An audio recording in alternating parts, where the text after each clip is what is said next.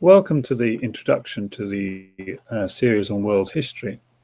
These are talks that are meant to introduce the booklet that I produced as really a consequence of 30 years of research. I wanted to put down on paper what I felt God had shown me over 30 years regarding world history.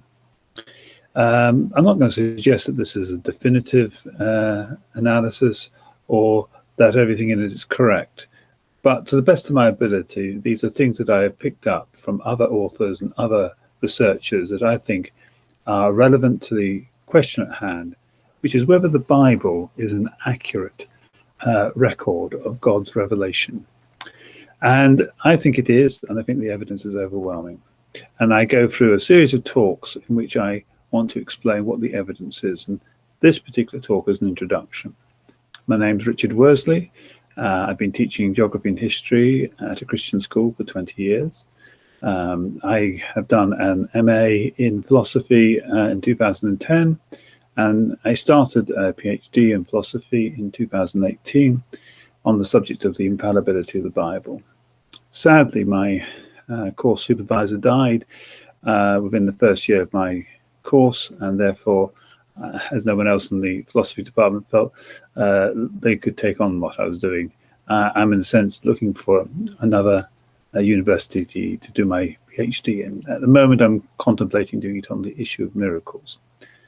So I'll now introduce the topics that I have going to be talking about over the next 12 to 14 videos. So I'll do that by presenting the information. Now, just as by the way, I'm not a complete expert on this subject of technology, so bear with me as I try to do this. I have got an extended version of my videos, which is my first attempt. They are definitely of a different quality, and this is a much shorter set of videos and hopefully to a slightly higher quality level. Now, if I've succeeded, you will be seeing the first slide, which is World History Introduction. The first talk I do is on Revelation. It's a philosophical look at the concept of the Bible as a revelation from God, and why revelation is, in fact, the only source of absolute truth. And I go into that one.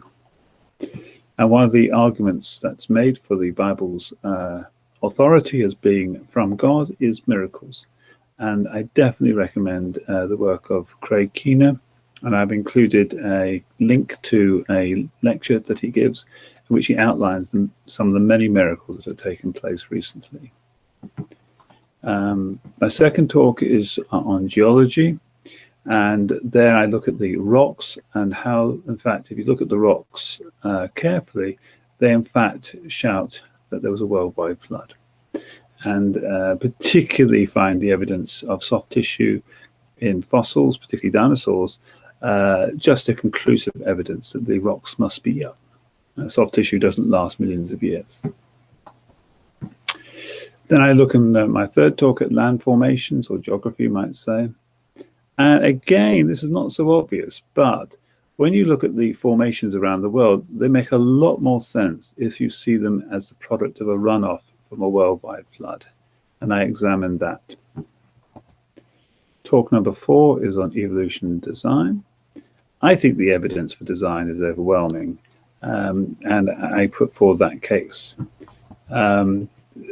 Since I actually did my world history booklet, I've come across this updated version of Sylvia Baker's Bone of Contention. And I look at this in more detail in my extended version, but I can recommend this book. And the particular thing that interested me was her work on epigenetics, which is a whole new branch of biology, terms the utter complexity of the genome and all that goes into the cell.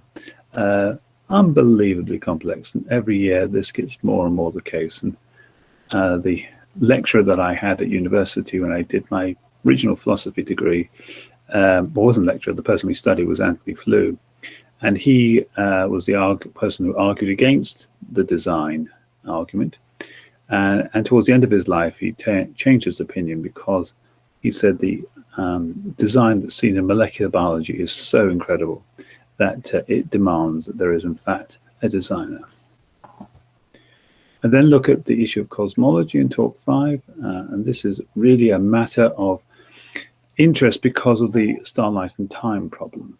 How can starlight that appears to be billions of years old be compatible with a recent creation? But I look at evidence that suggests, in fact, the universe is young.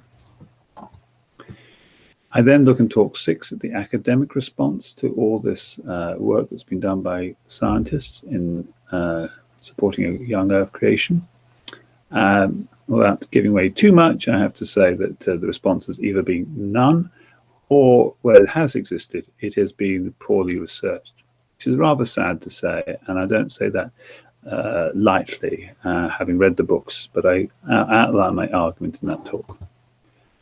World history number 7 is about ancient history. This is a talk that covers a number of issues, but one of them is the issue of ancient Egyptian chronology. And I look at some of the responses to that and the issues that are raised around that. But I also take an opportunity to go over things like the balance of probabilities, this concept that I think is quite important, that if you look at the totality of things, there is a whole group of probabilities that exist for a young Earth with regard to the age of rocks, and only one or two things that might support an old age. Do the same thing for evolution. I look at the fact that there's a large number of things that kind of point towards a creator, a designer, and I can hardly think of anything that's exclusively in favor of evolution. There are some what I call ambiguous things at the bottom, like homology, etc. Again, with the balance of probabilities for a recent universe, I look at the things that suggest that the universe is young, and then I do put into the scales the fact that the time for starlight to get to us is obviously an argument for an old universe. And I have to confess that the creation societies have not come up with anything that's very convincing for that problem, but I'm not too fussed about that because we know so little about the universe. I think it's quite reasonable that we may not know at this point in time the answer to that question. Not every question will have an answer, and that's an acceptable position.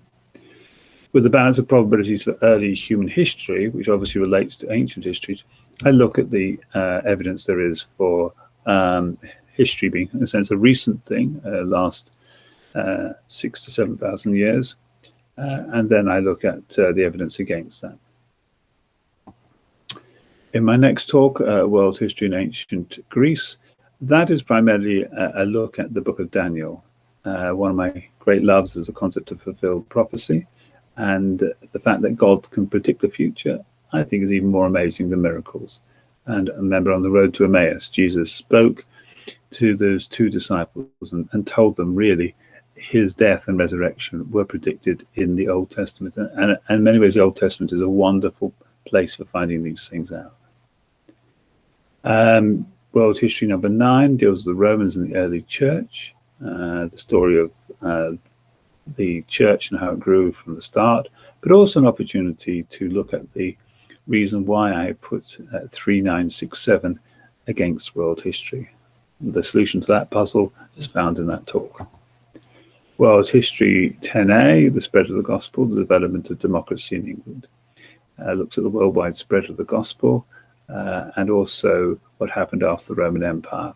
And then I throw in, just as a chance to note one of the major developments in world history, that of democracy.